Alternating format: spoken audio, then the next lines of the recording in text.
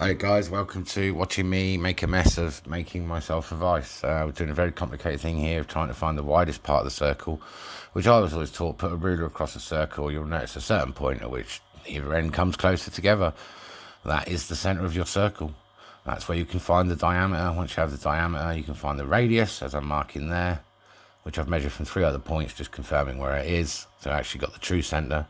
I'm just going to quickly whack a screw in here because that's going to help me with marking the circle that I need to route out in order to get the wheels to fit in there properly and perform as I want them to.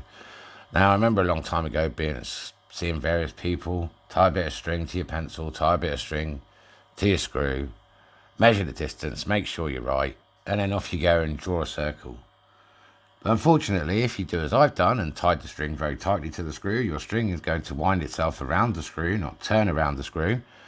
And so your circle's going to get smaller and smaller as you go around.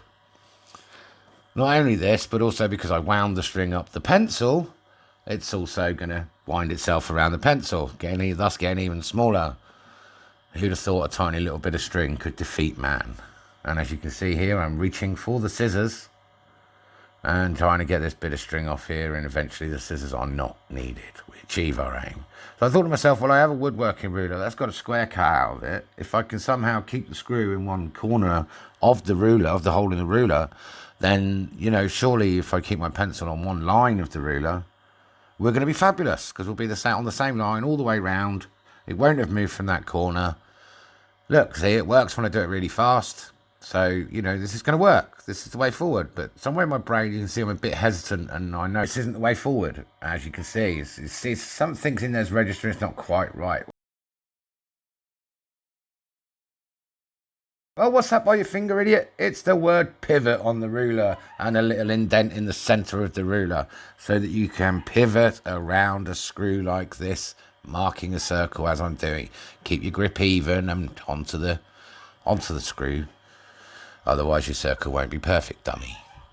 So anyway, once I got that done, now I'm doing the really complicated process of remarking the centre for some reason, I don't know why, and leaving myself 1.5 centimetres each side. Basically, so I only have to do 3 cuts on the wood rather than doing 4. I only have to cut the bottom sides. This is the most dangerous tool in the world that I have ever used, the most scariest tool. It's a tiny little thing that fits in your hand and rotates at 13,000 RPM. It's called a router, and it is the most scariest thing that I have ever used in my life. And honestly, I did engineering apprenticeship when I was younger, and I've used some scary tools, and this is one of them. It's up there, one of the most scariest. Anyway, I've got my bit routed, and this is a bit of health and safety advice. Never go backwards with your router, because it will mess you up and do silly things to you.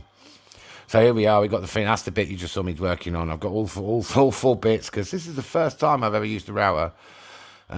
So you have to have a practice first. There you go. Look, that's the bit we're going to use in the end. That fits perfectly.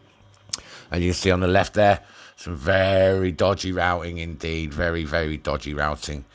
And we need to, I need to address that and have some more practice goes.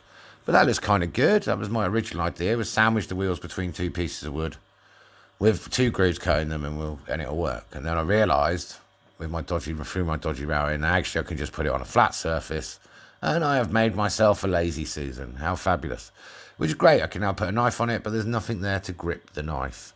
So for immediacy, my idea is 2 pieces of wood, one at the bottom of the knife on the angle of the blade, so the blade is resting on that. I now have no worries about catching fingers on the blade and cutting myself that way.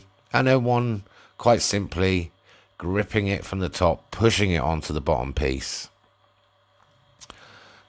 Actually pushing it tightly onto the bottom piece on the angle of the blade, so it's actually a grip. And then I don't have to worry about sharp and pointy bits stabbing me as I lean over it. I don't have to hold the knife by the blade while I'm trying to scratch and etch. So less time to hurt myself. Anyway, thank you very much for enjoying. Hope you enjoyed that. Please like, subscribe, and enjoy.